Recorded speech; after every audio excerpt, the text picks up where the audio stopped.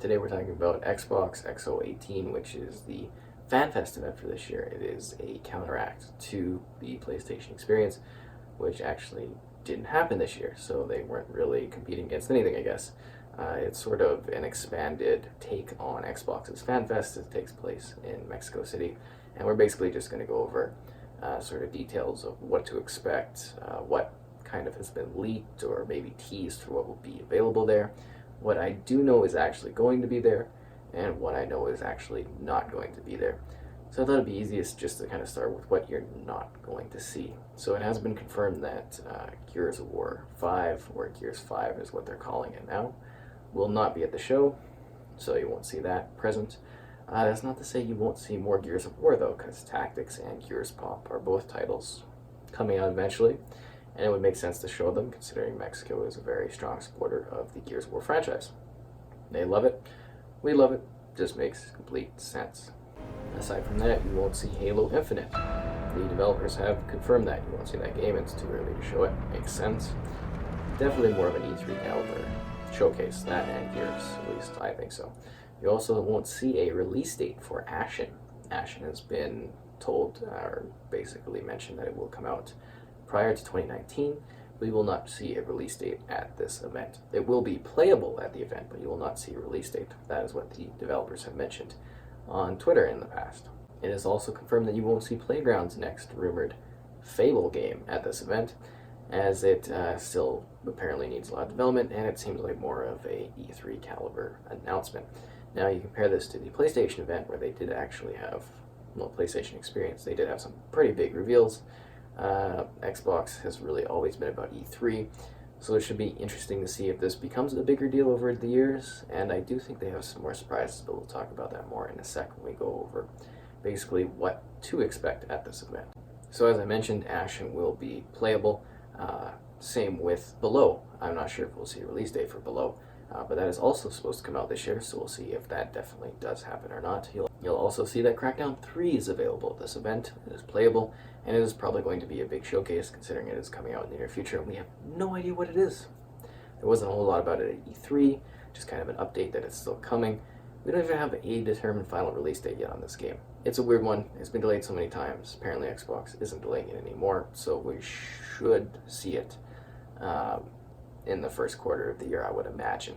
There is kind of like a tentative month, but who really knows with this one? It's more like Crackdown Forever, right? There will be additional Game Pass titles revealed. We know this because at the beginning of the month there was only a few titles that have actually been announced to come out this month, so there should be some big surprises.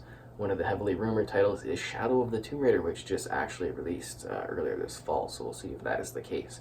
Speaking of Shadow of the Tomb Raider, the Forge DLC will be fully revealed there, as that is set to come out in the near future if it is not delayed another time. Should be interesting.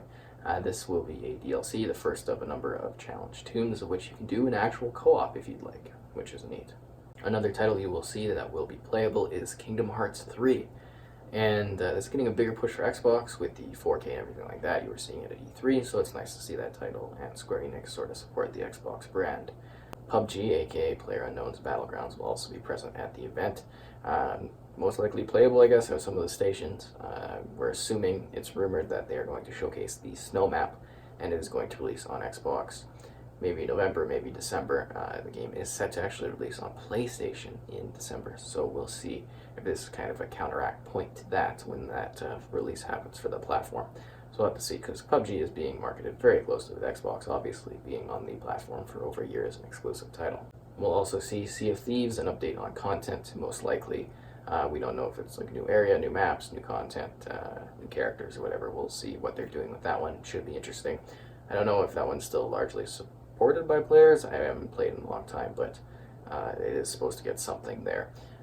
Same with State of Decay 2, that's also supposed to receive some sort of announcement or content. I imagine will be the third and final DLC pack at this event, and maybe some smaller fixes and stuff, along those lines. Makes sense, definitely there. And The Division 2 is also supposed to be showcased there, and that one is being Xbox marketed again like the first one, and it is set to release early in 2019, so I imagine some kind of push, maybe another big reveal with that one will tie into that event very nicely. The final big announcement that we'll see at the event will be mouse and keyboard support. So we're actually rumored to get some game showcase with it. This is where we kind of come into the next maybe kind of section. Age of Empires Definitive Edition, they're releasing 1 through 3, kind of enhanced, remastered. It was on Windows 10 PC, the last one, so like the first in the series, but the last one they released. And Age of Empires 4 is coming out eventually after the remasters are done, so we could possibly see this franchise come to Xbox. It makes complete sense. It's all first party. And why else would they be doing this sort of work towards keyboard support? It makes perfect sense. We could see other titles have the mouse and keyboard support. We've already seen Warframe support it, so other games most likely will be announced at this event. Maybe even a big sort of secret exclusive. And with that, we're moving into kind of more the rumored section, what might happen. First off, Sunset Overdrive was recently rated ESRB for Windows 10 PC. We've seen the Steam page show up. So we're thinking that this could be revealed as now coming to PC, on Steam, on the Windows Store, maybe a Play Anywhere title. Could also continue based on that and being a Xbox One X enhanced title. Because of the update, we'll have to see what happens, which would be great. Could also maybe suggest a sequel at some point, who knows. Anyways, that's that. I personally don't think they'll do a sequel because of initial sales, how long it's taken, and the fact that Insomniac is probably pretty steady on Marvel IP after the success of Spider-Man on the PlayStation brand. There's possibly a Forza Horizon 4 update. We just got a big one, so we're not too sure if that's going to happen here, but it does make sense. The Gears titles, like I mentioned in the past, I do think we'll see something Gears of War like there. I don't think it'll be an update to Gears 4, because it might be a little small reveal of the event they're doing, but I think they've kind of moved on from that one, aside from small updates to keep you playing throughout the year.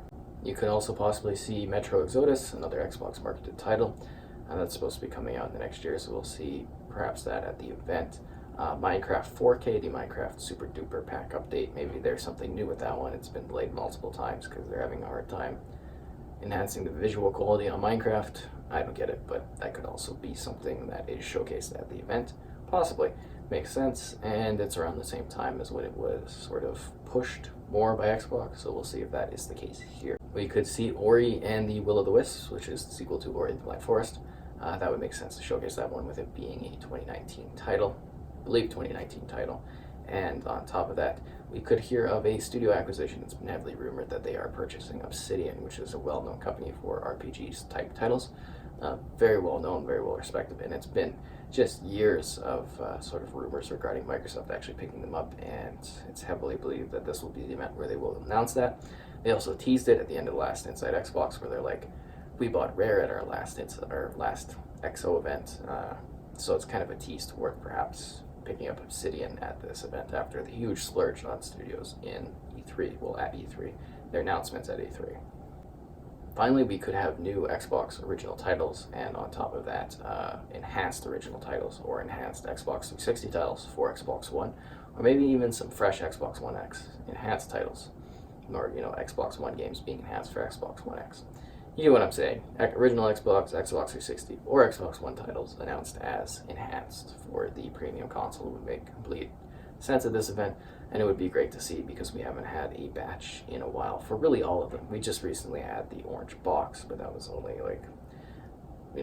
not that, it was really just a few Valve titles. It wasn't anything too large of a scale, and it would be nice to see a bigger pack of those released. Anyways, that's all I have for X018. I'm looking forward to checking it out and providing coverage when that one does come out, of what actually was announced, what happens. And there's a lot that could potentially go on. I think a lot of it will get saved for E3, like bigger reveals. But they could have some neat surprises here. I definitely think we're going to get the focus on the mouse and keyboard and see what exactly they're going to be doing with that, because that should be a big deal when it comes to the platform. Other games, I'm sure we'll see some big hitters, some updates for existing titles as games as service continues to grow. And what do you think is going to be revealed? Any fun surprises or hidden secrets? I think I've about covered all of them. And it should be interesting to see what they actually do showcase.